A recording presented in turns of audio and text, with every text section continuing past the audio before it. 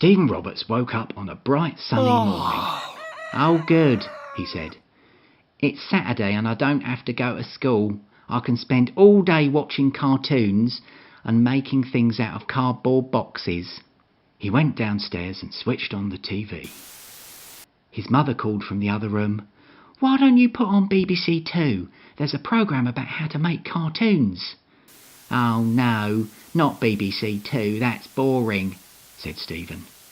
But Stephen turned it on. "The Do-It-Yourself Film Animation Show." And there on the screen was a man with a big moustache and his glasses hanging around his neck on a piece of string, talking about animation. His name was Bob Godfrey. He showed how to make animation, the most wonderful thing to do in the world. He showed how to do animation with rubber toys. He showed how to do animation with flip books. With a man called Terry Gilliam, he showed how to make animation like Monty Python. With a man called Richard Williams, he showed how to do animation like Walt Disney. He also showed how to do animation like Bob Godfrey.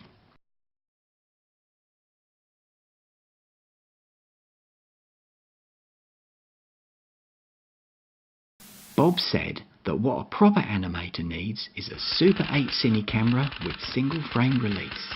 Well, all of this was amazing. Stephen never knew how cartoons were made. So as soon as the show had finished, he pestered his mother for a Super 8 cine camera with single frame release. Stephen's mother visited Dixon's on the high street. The sales assistant said that a Super 8 cine camera with single frame release would be about £90. Now this was a huge, almost unimaginable amount of money, and far more than Stephen's parents could afford. Stephen's hopes of making cartoons were dashed, but he was given Bob's book at a prize giving at school.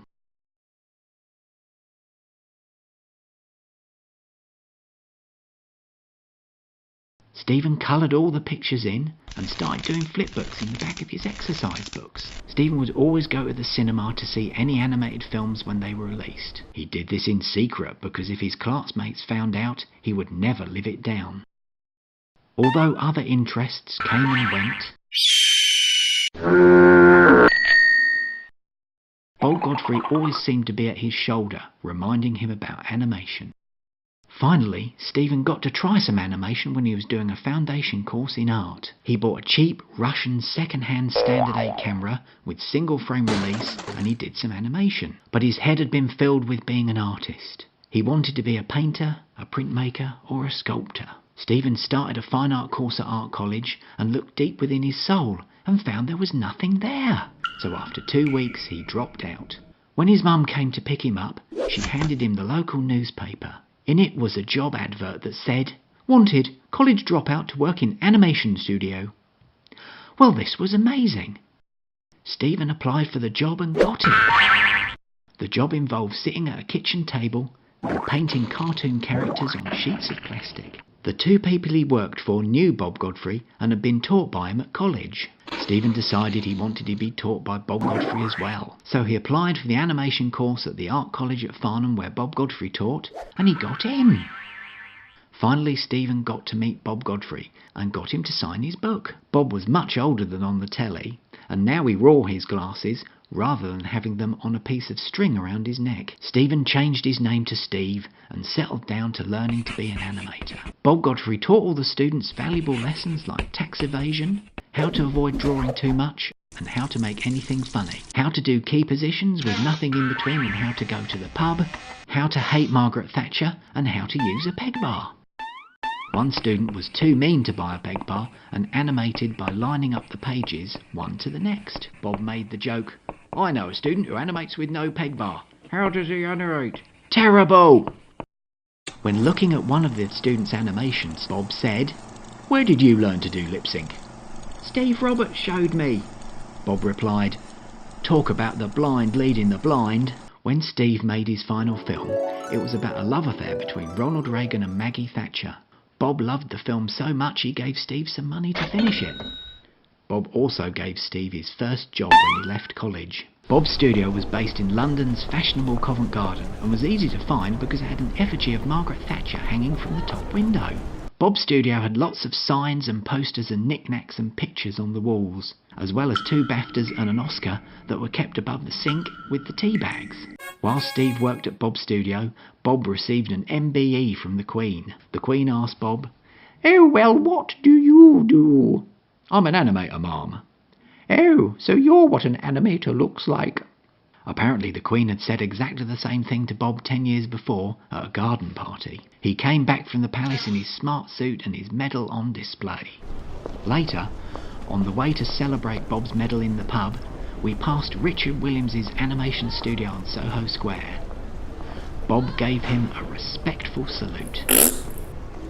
At around this time, Bob Godfrey was not speaking to his writer Stan Hayward. There was an argument about the money that was being earned from Henry's cat. Stan was having a meeting with the producer on the ground floor of Bob's studio, and Bob was up on the top floor avoiding him. Bob really needed to go to the toilet. The problem was that to get to the toilets, you had to walk past where Stan was. So Bob had a wee in a milk bottle and asked his top animator to take the bottle and tip it down the toilet. He was met with a polite refusal. Steve even had a go at playing cricket with the Bob Godfrey 11. He scored a golden duck. Steve tried drawing Henry's cat, but was always ended up getting things wrong, either giving him square feet or too big a head, or putting in too many drawings. Many was the time that Bob would go through Steve's animation early in the morning and throw out most of the drawings. The animation would still look just as good, if not better. There would often be a dreadful smell coming from the drains below Bob's studio. This could result in the entire studio smelling of poo, and the camera person in the cellar would often have to wear a gas mask. There was nothing that Bob liked better than rummaging around in the drains trying to unblock them.